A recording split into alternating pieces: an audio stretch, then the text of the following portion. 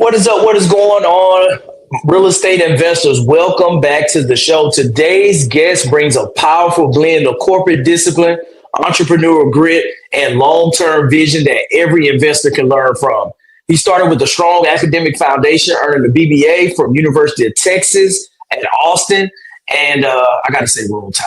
I'm an Alabama guy, and a master's in business from LaSalle University. From there, he spent 13 years with Chrysler Credit, moving 8 times and gaining a deep understanding of finance, operations, and scaling within a major organization. But where his story really takes off is in the 2000s when he stepped out and bet on himself, launching his own car dealership with in-house financing. What started as a single lot grew into 5 locations across Houston, Texas. After 11 years of building, scaling, and creating real value, he successfully exited the business, selling it to a friend who continues to thrive with it today. Not wanting to slow down, he transitioned into real estate development in 2012. And for the past 14 years, he's been building across both commercial and residential projects. Today, he's actively developing in markets like Mount Holly and Concord, North Carolina, as well as Fry's, Virginia, with expansion into Wilmington on the horizon. This is a conversation about reinvention, scaling businesses the right way, and what it really takes to transition from operator to developer. Let's get into it. Brian, welcome to the Deal Makers Club. Hey, thank you for the invite. Yeah, no, it's phenomenal to have you here. So you are definitely one of my most unique guests with corporate America, you know, a total separate entrepreneur venture in the auto dealership. And then now, you know, for the last few years, over a decade in real estate, that for you, how did it all start? Did you see yourself where you are today? Did you have that vision for your life, you know, say when you were your early 20s coming out of UT?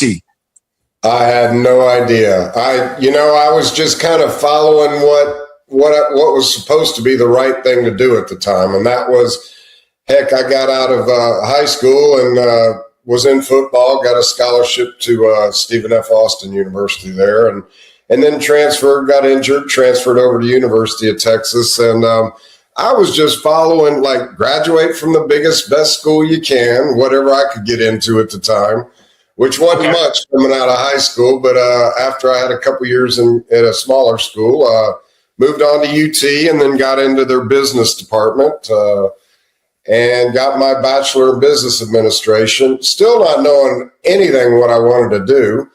I took a few interviews and the Chrysler Credit job sounded like the best one at the time.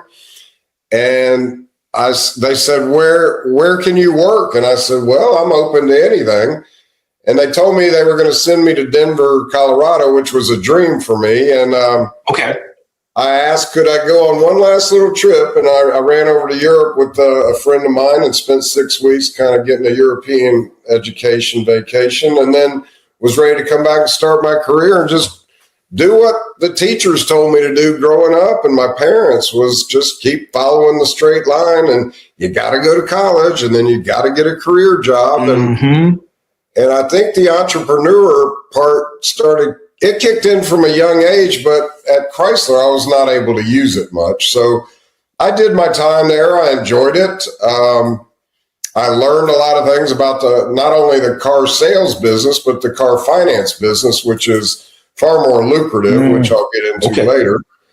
But that was my start, which just they plucked me out of Austin and they said Denver wasn't available anymore when I got back from Europe, and started me in Sacramento. And I ran through, in 13 years, I had to move 8 times. So about every year and a half, I was on the move to a new city. Wow. And that's when I first got into my first real estate play, because my mom had been a real estate broker while I was in high school. And I kind of liked it. I did some odd jobs for her, handyman stuff growing up. And then Chrysler, when they move you, they'd give you a package to move, and enough money that it amounted to probably a down payment on my first house. I think they gave you $10 or $12 or $15,000 just to make the move to another city. And so I plunked it down on a house in my hometown in the Woodlands, Texas, and a little $40,000 house that I put a renter in and I could handle the 15-year mortgage to build my equity quicker. So I got that rolling while I continued to work for Chrysler. Well, about 6 years later, I ended up leaving Chrysler to start my own car business. And I actually moved my young family from Miami into that small house in Texas. So that's how I got my start in the real estate part.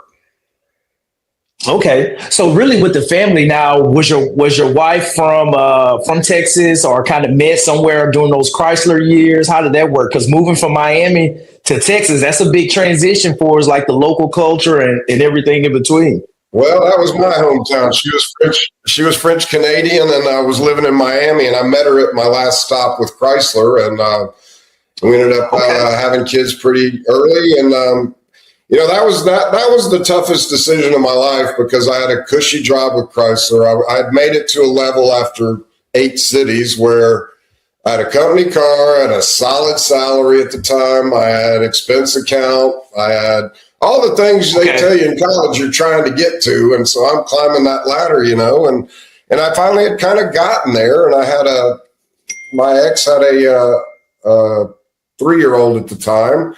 And a year later, we had our first child together. And so I'm sitting with a 4-year-old and a 1-year-old going, do I get out now, or do I, keep working for the man? And I think it's the best. It scared the heck out of me, but we packed up a U-Haul and I turned in my resignation and headed back to Texas and opened my first car lot in the year 2000. Yeah, a lot of times they use the analogy, those golden handcuffs. When you climb the corporate ladder and they dangle the promotion, the bonus, and just enough to keep you there so you won't run off. And it really does take a leap of faith to go out and bet on yourself, to start a business, to go down that entrepreneur track. And I think a lot of people, it's not for everybody. I'll tell you that, being an entrepreneur, I just retired last year, 20 years Air Force, but, I had a second job, a side hustle for the last decade that my wife and I have been building, and it's not for the faint of heart. And, for a lot of people, they think they have second guesses because they stay in corporate America. They're miserable. They hate their job, but they can't take that bet on themselves to get out of it and really take their skill set and build a business. So salute to you on making that leap. So I know I only can imagine the stories as used car salesman starting off all those years on building up and making it happen. I'll let you walk us through it. Well, this kind of applies to the real estate business that I got into 11 years later. And so I ran that car business in Houston, grew it from 1 location to 5 locations, ended up selling it to my best friend that lived right down the street from me. And he's still running it today. And I sold it to him back in 2012. So I think the big lesson there was keep your credit clean. That's for sure. Don't be afraid to jump out on your own when the time is right. That's for sure. But with the credit, keeping your credit history good, you're going to need those banking relationships if you want to scale anything. I mean, you can go out and save up all your last of your dollars and go buy 1 rent house and flip it. But if you're thinking bigger than that, you're going to need some capital. So, and I had a lot of, you have to take on some debt to make the money, and you have to roll the dice a little bit. So so I ran that 11 years, sold it to my friend, and started into the commercial real estate business. And my first project was taking over a guy that during the downturn in 2012, he had started some townhomes in Concord. Excuse me, built 7 of them. Okay. And I got with a broker, and we actually ended up buying out his property and building the rest of the 127 townhomes he had planned and had started building, and just went bankrupt on the deal. So I jumped in there with no real estate experience other than my couple rent house properties, and started learning the game on the fly for the most part. And we built those out. I took that money. I put some of that into the land right next to it, which was in a real hot spot in Concord, North Carolina. It's only a mile from the Charlotte Motor Speedway, and it's about a half a mile from the Red Bull new facility and the Lilly Corporation. So I'm right in the middle, and I got I got that first project done. I bought the land next to it, flipped it to an apartment builder because I wasn't big enough to try to bite that one off at that time. But just to give you some scale, he bought that from me for $2 million and spent $12 million building 360 apartments. He sold it a year and a half later for $52 million. So that kind of shows you how these things can amp up if you start on a ground level project. So I've evolved a little bit. I was buying land, building, and selling. And so when I flipped the land to him, I built a storage unit building, air conditioned, 3 stories right in the middle of town. A couple doctor's office buildings over the next couple of years, sold both of those. Okay. And I'm left with 9 acres right in the middle of Concord, right in this hot spot of growth that, hey, I'm just going to either wait or somebody's going to buy it. But I'm kind of phasing out of building anything. I'm just going to buy 1031 what I sell into some more land, get it site ready, and either sell it to a residential home builder or a commercial builder. But I don't want to build anymore. I just want to play the land game from here on out. Landman. Yeah. Landman. Hey, that's a great place to be. And I talk to so many investors that, they come up, they've cut their teeth in different areas and put in the sweat equity. And it's like, hey, now it's 1031 into something passive, 1031 into something that's easy, where now I can reap the benefits of, all the hard work that I put into it. And now you're able to leverage that knowledge over the last couple of decades in business and in real estate investing. Now that you can make a couple $1 million from just being able to see the deal and lean on your experience to see the land and what's possible, that most people, they just drive by it every day and don't have a clue on how they could monetize it. Yeah.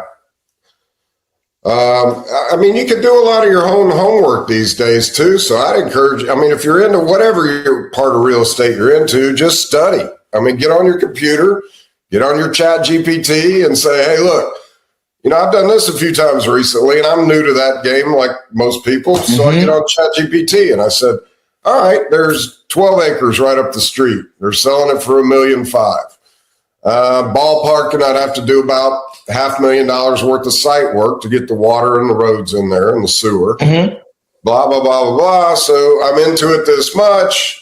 What can how many house lots could I get out of this, or condo units or commercial buildings? What could I do with that property?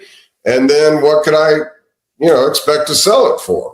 So I think there's a big leap in making money by grabbing the land, getting it site ready, and then selling it.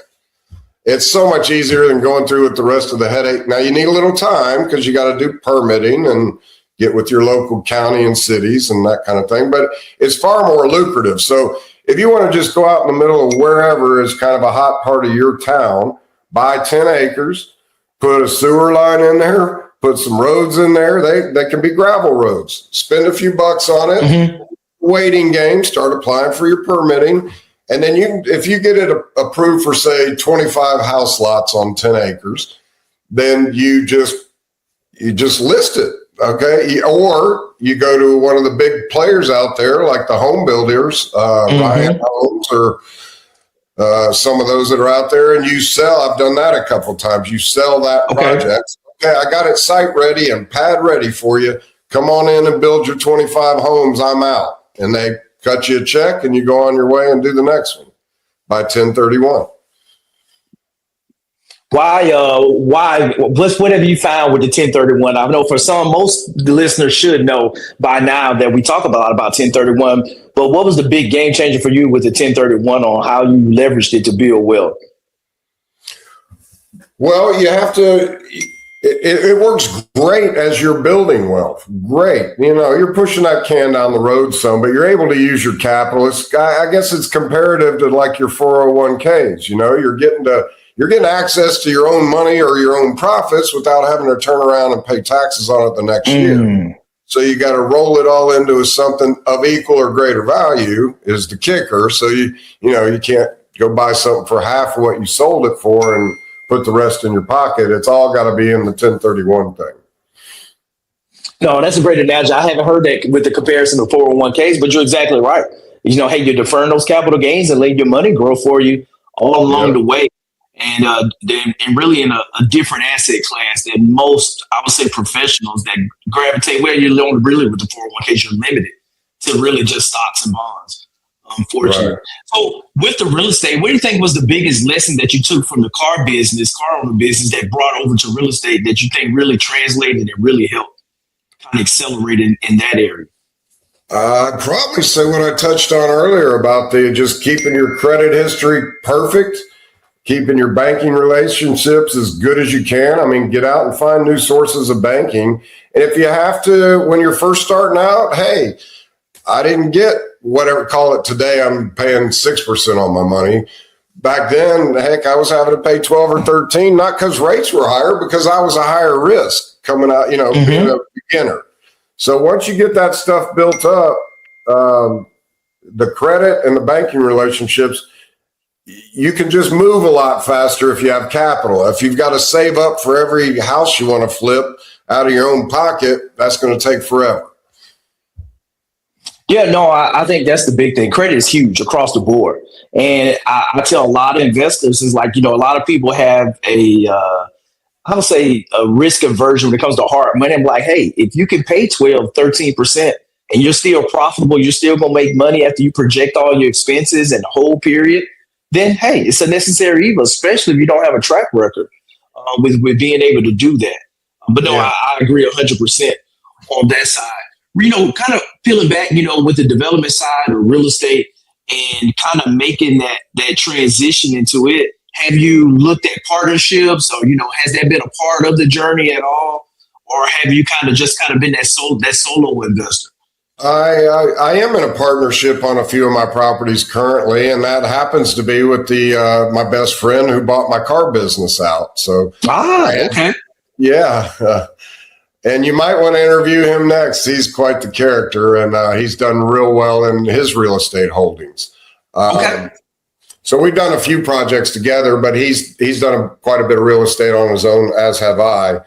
So yeah, I don't know how educated some of your viewers are on what's called a JV partnership, where if you hold some land, so go out and buy that 10 acres we were exampling earlier and get a JV partner, meaning somebody comes in that has the capital and wants to do the building, and you just donate your land as whatever that value's out to be. So if your land is worth 20% of the overall project, you're a 20% partner. And then you can go about it that way, so you don't have to use much of your capital in that kind of situation. And if somebody's building some of these bigger projects, like an apartment complex or a big townhouse or a big commercial, and you got 20% of it, that's 20%, for as long as until they decide to sell it, or you just lease it out at that 20% to yourself. Yeah, no, I think you bring up a great point, especially like on the land side. It's like that you're only limited by how creative you can be and what you can bring in regards to terms, the partnerships, and putting deals together. And, and I think that's one of the big things. With your experience, what's been, I would say, the best project that you've worked on over the years that you've seen, that you point to, like, oh, that was a great project, or it may have been a great product that ended up turning out on that piece of land? I would say the condos, the residential townhouses and condos, because I would put in the class of doing something commercial, meaning say a 10,000 square foot building that's going to be a Verizon store or something like that. Mm-hmm. That's good on the commercial side. On the residential side, it's good to sell some single family homes. But if you can take those same 10 acres I've been using as an example and put townhomes on there, your profit margin is far higher because you're using a lot less of your acreage to build extra units. So, and you're sharing common walls. It cuts down on your construction costs. So I'm a big advocate for condos and townhouses. Okay, no, that makes perfect sense with the kind of the best use case for the land and maximizing that. Do you see, of course, with all the AI changes, Charlotte's a very hot market in there. Are you seeing things change in the market, right now? Because I know a lot of the things right now where we see the ADUs, the alternative dwelling units, where your municipalities are trying to get after the affordability and they're letting you build in your backyard now. Are you seeing the laws change from a developer standpoint where they're trying to allow you to go faster and maybe build more there just because of the shortage of affordable housing and the lack of housing that we had? And that's really a nationwide problem. It is. It is. Housing in general, it's just rent rate. Rent rates have gone through the ceiling, and home ownership's tough to do these days. So I think where I see the trend going now, and I think we're going to do that on this 9 acres I told you about in Concord earlier, is multi-use, and that's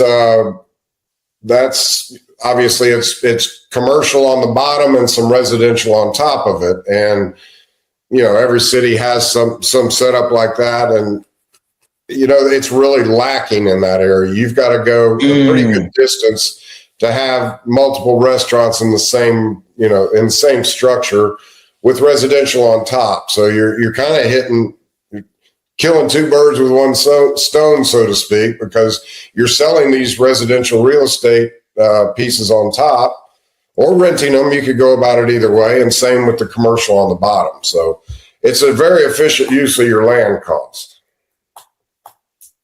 No, most definitely. I think that's one of the things that when you look at real estate, that a lot of times people they don't understand the permitting process, all the soft costs that go up front before you can start going vertical. And I think for a lot of people, it kind of keeps out a lot of the aspiring real estate investors, where I know for me, it kind of gravitate to the value add where you can go in, make improvements and, and generate cash flow in a short amount of time. Just because there's a lot of cost up front with getting the permitting, bringing in the sewer, the water, and then being able to get bill ready, that I think a lot of times for the non-traditional investor, they can't get there. So really for you, was that always the vision when you were leaving the car industry and sold off the car lot? Was it, did you know right then that, hey, I'm going into land development specifically? That was going to be your jam in real estate? Actually, no. I was 47 years old when that happened, and went through a divorce thinking I was retired. I had made enough money in the car business where I was good. And going through the divorce, as well as just getting bored with not, I can't do the retired thing totally. So I figured I'd just jump back in, get my feet wet on that first condo project. And when I got a taste of it, I was like, wow. This is fun, this is some, and you create something, I didn't even realize that I was buying, building, buying and selling. And I got to the end of that Concord project, which now we're waiting on the crown jewel will be this 9 acres, but it's surrounded by commercial and residential that I built. And I was riding through there with a friend, and they, years later, after all those townhomes and these buildings went in, and they go, look here, you created this entire community where all these people are living and putting their kids on the school bus and going shopping. And it never dawned on me. I was like, well, that's kind of cool. You've done some good in the world, I guess, besides just chasing the almighty buck. Yeah, no, that's great. And I think that's the thing that I hear a lot of people is like, hey, yep, you got to do something. You only can play so much golf. You only can sit on the couch. You only can travel so much. And I think that's been the one thing that I think a lot of people that I talk to that's been really successful in real estate is like, hey, what's the next thing? What's their next passion? That project that they're really passionate about, that they're going to move that energy that's going to fulfill them. Because, it's the game of being an entrepreneur and the challenges and overcoming those challenges that, it can become addictive, and you look up, it's like, man, how am I going to fill this void now? I don't own any real estate, or it's all passive and I don't have to solve problems anymore. So what is that kind of go to kind of as you're looking, like, hey, I'm going to just do this forever, or kind of what's that next thing you're thinking about? Well, funny you should ask, because it's just kind of developed recently, but I've got a couple of my kids that have just recently become interested in, not working their butts off in some restaurant or bar job or manual labor. Okay.